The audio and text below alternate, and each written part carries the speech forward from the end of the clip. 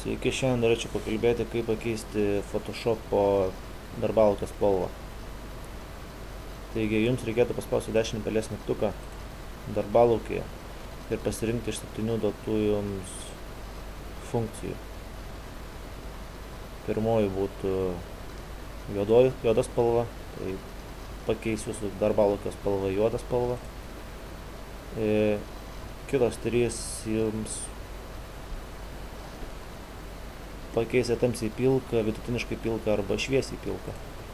Galima pabandyti, tai būtų tamsiai pilka, vidutiniškai pilka arba šviesiai pilka spalva. Jos labai mažai ko skiriasi, bet kaip kam patogiau, kaip kam įdomiau arba kaip kam labiau patinka.